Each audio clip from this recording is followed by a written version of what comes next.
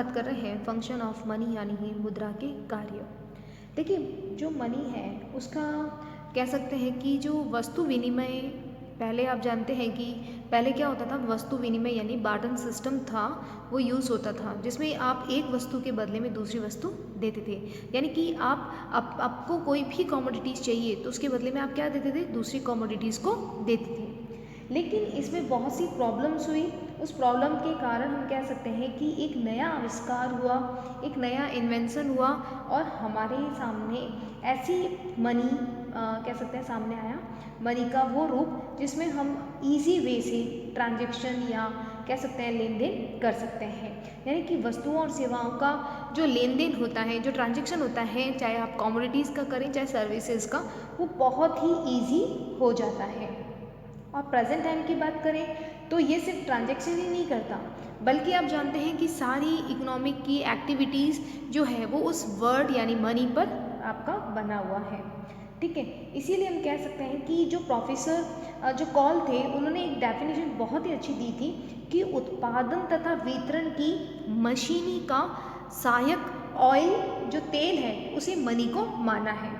यानी कि उन्होंने क्या कहा कि जो भी हम प्रोडक्शन करते हैं, जो भी हम डिस्ट्रीब्यूशन करते हैं, उसको एक मशीनरी माना और उस मशीनरी में जो इम्पोर्टेंट ऑयल का जो हम यूज़ करते हैं उस ऑयल वाले वर्ड को माना है मनी। यानी कि अगर मनी नहीं होगा तो प्रोडक्शन की जो एक्टिविटी है उसमें भी प्रॉब्लम आएगी, डिस्ट्रीब्यूशन की एक्टिविटीज़ आएगी और जो बिज़नेस किया जाता है उसमें बहुत सारी प्रॉब्लम आ सकती है। तो एक बहुत ही इम्पॉर्टेंट वर्ड दिया था उन्होंने ऑयल का। ठीक है, उसी के साथ हम बात कर रहे हैं कि प्रोफेसर काउंथर थे, उन्होंने मनी को कह सकते हैं मनी के 4 इम्पॉर्टेंट फंक्शन बताए थे। Money is matter of function 4, a measures, a medium, a standard, a store. देखिए, जो प्रोफेसर काउंथर थे उन्होंने मनी के 4 इम्पॉर्टेंट कह सकते हैं कार्य बताए। कि उन्होंने क्या कहा कि मनी जो है माप करने में, मेज़र करने में इम्पॉर्टेंट है। मीडियम यानी कि हम इसको माध्यम के रूप में यूज़ कर सकते हैं, हम किसी भी कमोडिटीज़ का जो मान है या स्टैंडर्ड है वो बता सकते हैं, साथ ही साथ हम मनी का क्या कर सकते हैं, स्टोर कर सकते हैं। तो इन्होंने, प्रोफेसर काउंथर ने 4 इम्पॉर्टेंट वर्ड बताकर मनी की डेफिनेशन को क्लियर किया था। तो जैसे जैसे हम जानते हैं कि पहले जो थे उन लोगों की रिक्वायरमेंट कम थी तो हमें मनी का जो यूज़ है वो कम होता था, लेकिन धीरे धीरे आप देखते हैं बहुत सारी इकोनॉमिक एक्टिविटीज़ बढ़ गई और इकोनॉमिक्स एक्टिविटीज़ इंक्रीज़ होने के कारण प्रेजेंट टाइम में मनी है उसके फंक्शंस को भी बहुत ज़्यादा हम कह सकते हैं डिस्क्राइब्ड है वो कर सकते हैं। तो जैसे जैसे बहुत ज़्यादा आप कह सकते हैं इकोनॉमिक एक्टिविटीज़ बढ़ी तो आपकी जो मनी है उसके फंक्शन को भी बढ़ाया गया। तो चलिए डिस्कस करते हैं कि मनी के क्या क्या फंक्शंस हो सकते हैं। फंक्शन ऑफ मनी की यानी मुद्रा के कार्य की। देखिए, मुद्रा के कार्य को हमने 4 भागों में बांटा है। It is divided 4 parts. First is a primary and basic function, प्राथमिक एंड मुख्य कार्य। सेकंड है आपका सेकेंडरी फंक्शन, द्वितीयक और सहायक कार्य। थर्ड है कंटीजेंट फंक्शन यानी आकस्मिक कार्य। और 4 है अदर फंक्शन यानी अन्य कार्य। बात करते हैं फर्स्ट फंक्शन की, प्राइमरी एंड बेसिक फंक्शन, और इसका फर्स्ट पॉइंट है मीडियम ऑफ एक्सचेंज यानी कि विनिमय का माध्यम। What is the meaning of medium of exchange? It means money is commonly accepted as a medium of exchange for goods and services. आप सभी जानते हैं वस्तुओं और सेवाओं के सरलतम लेन देन के लिए मुद्रा को आसानी से स्वीकार कर लिया जाता है। Money remove the need for double coincidence of want. इस मुद्रा की कह सकते हैं मुद्रा के इस रूप ने जो दोहरे सहयोग होता है, जो डबल कोइंसिडेंस होता है, उसे समाप्त किया है। ये जो डबल कोइंसिडेंट शब्द आप सुन रहे हैं, ये शब्द कहाँ से लिया है, बार्टर सिस्टम से। यानी बार्टर जब वस्तु विनिमय होता था उसमें आप जानते हैं कि एक व्यक्ति अगर कुछ सेल करना चाहता है तो दूसरा व्यक्ति उस चीज़ को परचेस करे, ऐसी वांट्स उनमें होनी चाहिए थी, ऐसी इच्छा उसमें होनी जरूरी थी। तो ऐसा दोहरा सहयोग उस बार्टर सिस्टम वस्तु विनिमय में चाहिए था। लेकिन मनी के आ जाने से इस जो डबल कोइंसिडेंस कह सकते हैं, दोहरे सहयोग, उसको समाप्त कर दिया है। राइट। साथ ही हम कह सकते हैं कि जनरली एक्सेप्टेबिलिटी जो होती है, सामान्यतः स्वीकार, वो मनी को बहुत जल्दी से कर लिया जाता है। राइट। इसी तरह से अगर हम फंक्शन की बात करते हैं, मेजर ऑफ वैल्यू यानी मूल्य मापन। देखिए मनी जो है उसमें एक बहुत ही बड़ी, आप कह सकते हैं, एक विशेषता होती है, एक फीचर्स होती हैं कि वो मूल्य मापन यानी कि मेजर ऑफ वैल्यू कर सकता है। देखिए जिस तरह से आपने देखा होगा कि जो हम भौतिक वस्तुएं यानी जो फिजिकल कमोडिटीज़ होती हैं उनका मेजरमेंट कर सकते हैं। जैसे हम बात करें लीटर, ठीक है, आप किलोग्राम में बात कर सकते हो, आप मीटर में बात कर सकते हैं। तो उसी तरह से अगर हम बात करें कि मनी जो है वो क्या करता है, कमोडिटीज़ के जो मेजर्स होते हैं यानी वस्तुओं के जो मापन होता है उसका कार्य करता है। ठीक है, या हम कह सकते हैं कि वस्तुओं और सेवाओं के मूल्यांकन के लिए मतलब या उनका वैल्यूशन करने के लिए जो सर्विसेज होती हैं, जो कमोडिटीज़ होती हैं, उनका वैल्यूशन करने के लिए मनी का बहुत इंपॉर्टेंट रोल होता है, क्योंकि मनी से हम क्या कर सकते हैं, वस्तुओं और सेवाओं को मेजर कर सकते हैं। यानी कि कह सकते हैं कि price fixation is done only on the base of function of money, यानी कि जो प्राइस कीमत है उसका निर्धारण भी हम मुद्रा के आधार पर कर सकते हैं।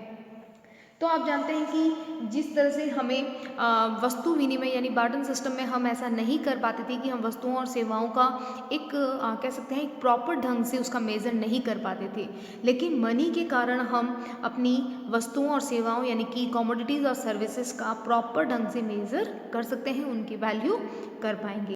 इसके सेकंड फंक्शन की सेकेंडरी फंक्शन यानी द्वितीयक सहायक कार्य। इसका फर्स्ट पॉइंट है स्टोर ऑफ वैल्यू, मुद्रा का संचय।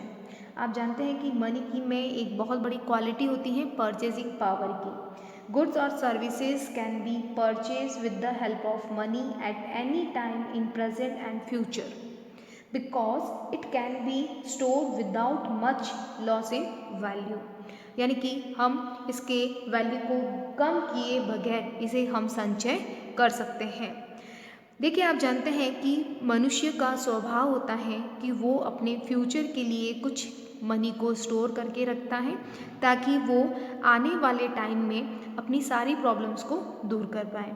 इसीलिए आप जानते हैं कि दूसरी वस्तुओं की कंपैरिजन में यानी जो कमोडिटीज़ और होती थी उनके कंपैरिजन में मनी को हम बहुत अच्छे से स्टोर कर पाएंगे। क्यों कर पाएंगे? क्योंकि उसमें कुछ इंपॉर्टेंट फीचर होते हैं कि उसमें ड्यूरेबिलिटी होती है यानी टिकाऊपन होता है मनी में, साथ ही उसे जल्दी से स्वीकार कर लिया जाता है यानी कि जनरली एक्सेप्टेबल होती है, और साथ ही प्राइस में स्टेबिलिटी यानी कि मूल्य में स्थिरता होने के कारण हम मनी को स्टोर कर सकते हैं। आज हम कह सकते हैं कि बड़ी मात्रा में जो हम कैपिटल का स्टोर करते हैं तो वो सिर्फ इसीलिए पॉसिबल हुआ है कि हमारे सामने एक मनी का बहुत बड़ा फॉर्म या रूप है, राइट। तो स्टोर ऑफ वैल्यू कुछ इसके फीचर्स के कारण ही हम मनी को स्टोर कर पाएंगे। जबकि आप जानते हैं पहले जो बार्टर सिस्टम था, वस्तु विनिमय था, वहाँ पे वस्तुओं को स्टोर करना, अलग अलग कमोडिटीज़ को स्टोर करना पॉसिबल नहीं था। यहाँ पे हम करेंसी को स्टोर कर सकते हैं क्योंकि हम उसकी जो वैल्यू है उसमें कुछ बिना कुछ कमी के हम इसको स्टोर कर पाएंगे। कुछ इसमें ड्यूरेबिलिटी होती है क्योंकि टिकाऊपन होता है, ये वेस्ट नहीं होते, इसीलिए हम इसको स्टोर कर पाएंगे। सेकंड है स्टैंडर्ड ऑफ डेफर्ड पेमेंट यानी कि विलंबित भुगतान का मान। देखिए अगर आप जानते हैं कि बिजनेस की बात करें तो बिजनेस व्यवसाय में कभी कभी हमें क्रेडिट फैसिलिटी देनी होती है यानी कि उधार साख की सुविधा देनी होती है। उधार साख का मतलब क्या हो गया, फ्यूचर में वो पेमेंट हमको मिलेगा। क्या किसी कमोडिटी सिस्टम में या वस्तु विनिमय में क्या हम फ्यूचर के लिए पेमेंट को आगे शिफ्ट कर पाएंगे? नहीं। क्यों? क्योंकि कमोडिटीज़ को हमें एट जो प्रेजेंट टाइम रहता है उसी में ही हमें परचेज सेल करना होता था।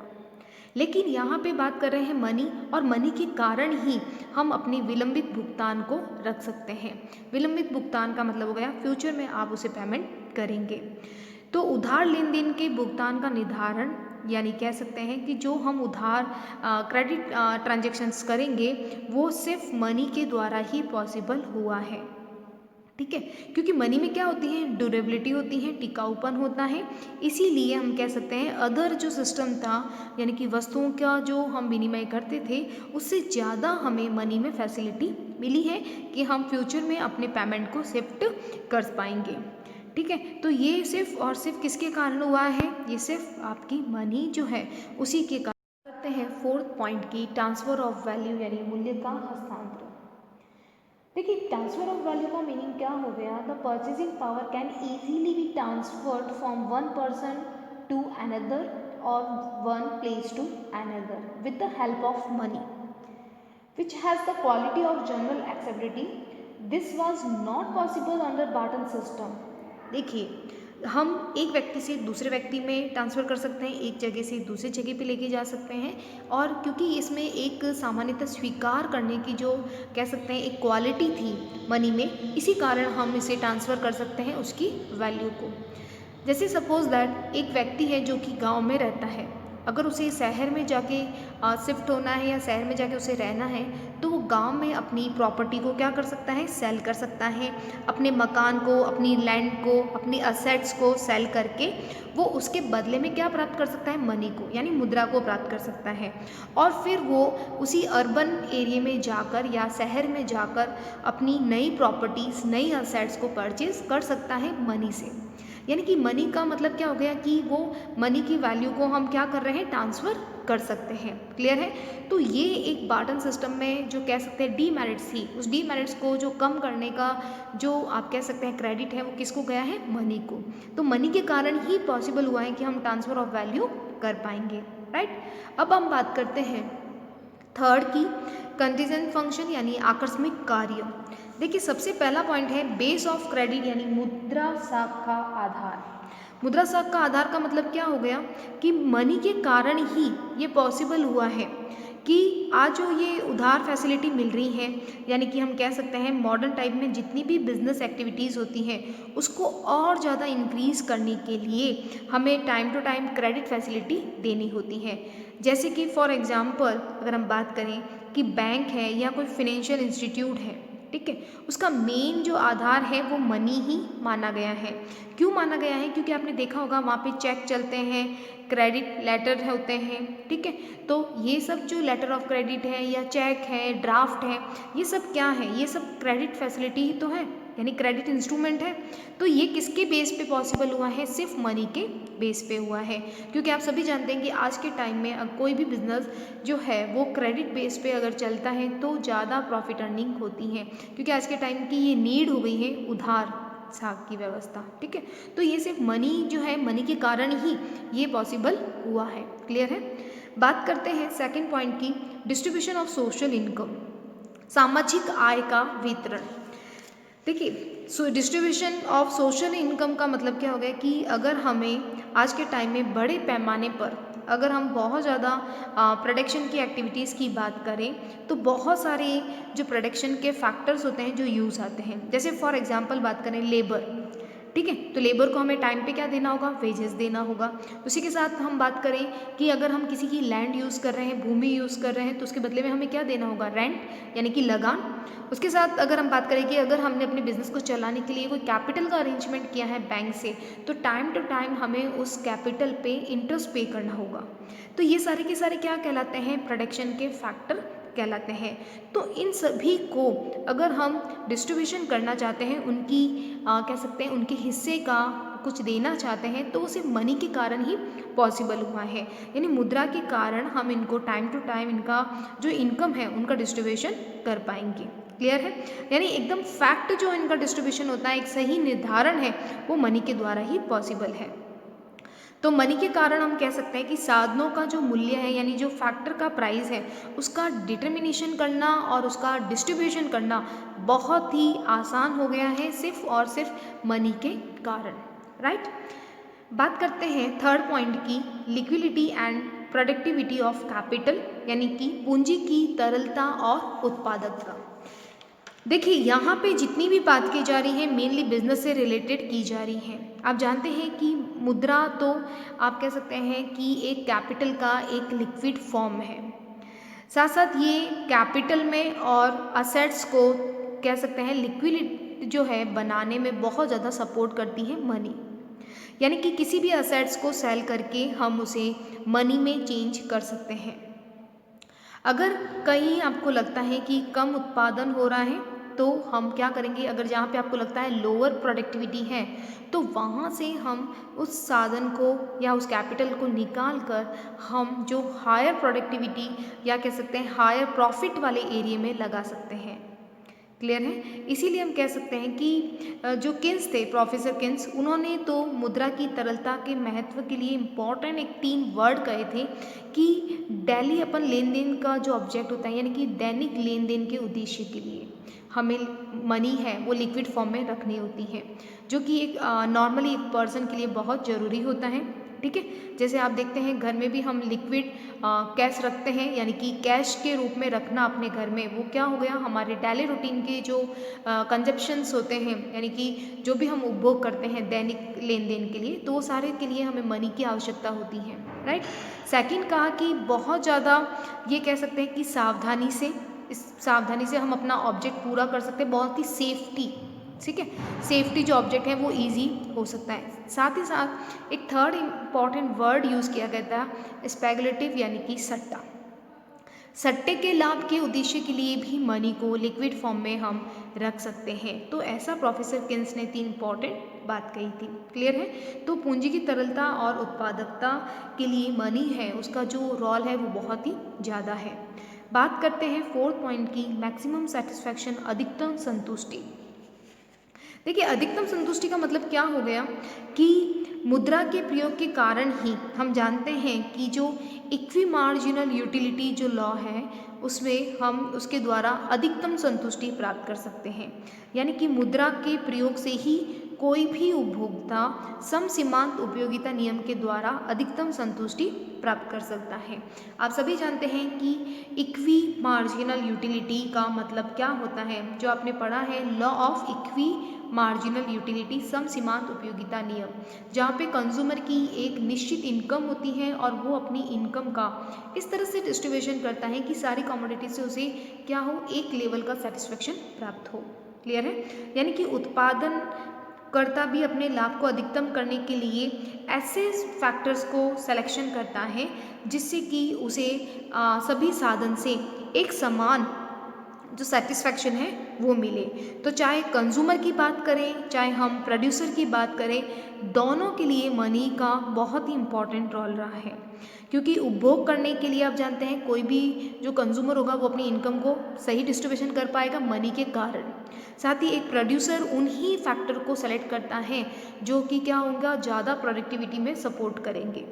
तो कह सकते हैं कि मैक्सिमम सेटिस्फैक्शन के लिए हम कह सकते हैं कि मनी का बहुत ही इम्पॉर्टेंट रोल है। तो यहाँ पे मैक्सिमम सेटिस्फैक्शन जो है वो आपको बताना है कंज्यूमर और प्रोड्यूसर के पॉइंट ऑफ व्यू से। बात करते हैं अदर फंक्शन की, अन्य कार्य, हेल्पफुल इन मेकिंग डिसीजन, निर्णय में सहायक। देखिए, मनी का जो मेन है आप जानते हैं कि store of value as the consumer meet his daily requirement as the base of money held by him. यानी कि जो कंज्यूमर है वो अपने डेली रिक्वायरमेंट के दैनिक जो आवश्यकताएं होती हैं उसका जो पूरा करने का जो आधार है वो मुद्रा बताया गया है। अगर कंज्यूमर के पास में, जैसे फॉर एग्जांपल बात करें कि कंज्यूमर के पास में एक स्कूटर है और वो फ्यूचर में कार को परचेज़ करना चाहता है, तो वो क्या कर सकता है, वो कार को परचेज़ करने के लिए अपने स्कूटर को सेल कर सकता है। ठीक है, यानी कि वो मनी के बेस पे ये सारे डिसीजन ले सकता है। तो कोई भी कंज्यूमर हो वो अपने डिसीजन है वो मनी के बेस पे ज़्यादा इजी वे से ले सकता है। क्लियर है? और यहाँ तक ये भी है कि मनी, जैसे हमने कभी जो मनी का फंड बनाया है, चाहे हम किसी भी पर्टिकुलर व्यक्ति की बात करें या हम बिज़नेस की बात करें, कि अगर जो फंड है वो बनाया गया है कि स्पेशल किसी फंक्शन के लिए, लेकिन लगा कि वो स्पेशल फंक्शन नहीं हो पा रहा है और हमने फ़ंड बनाया है, तो हम उस फंड का, उस मनी का यूज़ है वो किसी और अन्य कार्य में भी कर सकते हैं। तो मनी के कारण ही पॉसिबल है कि हम अपने फंक्शन को, ऑब्जेक्ट को, अगर वो नहीं पूरा हो रहा है तो हम उस फंड का यूज़ भी कर सकते हैं अदर फंक्शन के लिए। ठीक है, बात करते हैं money as measurement of NI, यानी राष्ट्रीय आय के मापन के लिए। देखिए, मनी का जो इम्पोर्टेंट रोल ये है कि आप जानते हैं कि नेशनल इनकम के जो आप मेज़र करते हैं उसके लिए भी मनी का बहुत ज़्यादा इम्पोर्टेंट रोल है। यानी कि राष्ट्रीय आय में कह सकते हैं, आर्थिक विकास में कह सकते हैं, मनी का बहुत ज़्यादा इम्पोर्टेंट रोल है। ठीक है। तो यानी कि टाइम टू टाइम जो हम नेशनल इनकम का जो मेजरमेंट करते हैं, नेशनल इनकम जो निकालते हैं, वो मनी के द्वारा पॉसिबल ज़्यादा अच्छे से हो पाया है। यानी all the goods and services produce in a country are evaluated in money terms. Clear है। जो भी वस्तुओं और सेवाएं जो देश में उत्पादित की जाती हैं, उसका जो मूल्यांकन है वो मुद्रा की, कह सकते हैं मुद्रा के आधार पे ज़्यादा आसानी से किया जा सकता है। डेफिसिट फिनेंसिंग यानी कि हीनात प्रबंध। देखिए डेफिसिट फिनेंसिंग आपने नाम सुना होगा, हीनात प्रबंध। आज के टाइम में या बहुत टाइम में हमने देखा है कि जो गवर्नमेंट है उनका जो एक्सपेंडिचर है वो इनकम से ज़्यादा होता है। तब इनकम जो है वो हमारे पास कम है गवर्नमेंट के पास में और एक्सपेंडिचर बहुत ज़्यादा, तो वहाँ पे सरकार क्या करेगी कि इस तरह के डेफिसिट को पूरा करने के लिए जो नए नोट होते हैं या नई करेंसी को पब्लिक्स करके या नए नोट को छाप कर अपनी उस सप्लाई को पूरा कर सकती हैं। विकासशील अगर हम बात करें कि जहाँ पे अर्थ विकसित या विकासशील अर्थव्यवस्था यानी डेवलपिंग इकोनॉमिक है, वहाँ पे आर्थिक विकास कार्य के लिए जो डेवलपमेंट के जो फंक्शंस हैं वो सारा डेफिसिट फिनेंसिंग पे डिपेंड होता है। जब सरकार के पास में आपकी इनकम तो रहती है कम और एक्सपेंडिचर ज़्यादा, तो इस पूरा करने के लिए क्या करेंगी, उस रेशियो को पूरा करने के लिए सरकार है वो नए नोट को छाप कर इसकी पूर्ति कर सकती है। तो ये सब मनी के द्वारा ही पॉसिबल हुआ है। इकोनॉमिक डेवलपमेंट यानी आर्थिक विकास। देखिए अगर हम आर्थिक विकास की बात करें, फोर्थ पॉइंट, तो देश के आर्थिक विकास के लिए समय समय पर जो प्लानिंग की जाती है, ठीक है, या जो भी प्रोडक्शन फंक्शन किए जाते हैं उनकी गति को बढ़ाने के लिए या कह सकते हैं उनमें एक फ्लो लाने के लिए मनी का बहुत ज़्यादा इम्पॉर्टेंट रोल है। अगर आज हम पूरे वर्ल्ड की बात करें, विश्व की करें, तो सभी देश में आर्थिक विकास को जो एक डायनामिक प्रोसेस दी है, एक गतिशीलता दी है, वो सिर्फ और सिर्फ मनी के द्वारा ही पॉसिबल हुआ है।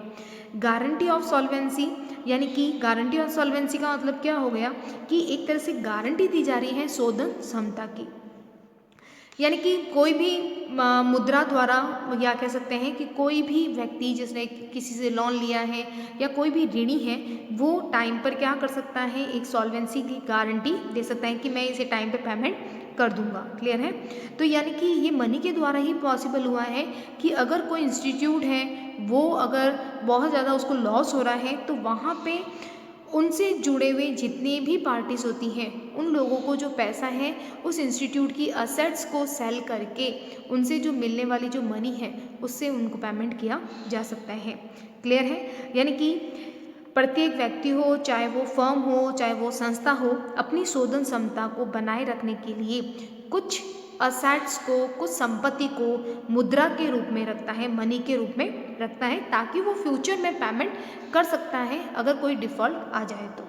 क्लियर है। यानी कि किसी भी फर्म, व्यक्ति या संस्था का अगर वो दिवालिया हो जाए, अगर तभी माने जाने लगेगा जब वो अपने दायित्वों और ऋणों को मुद्रा में भुगतान करने में असमर्थ हो।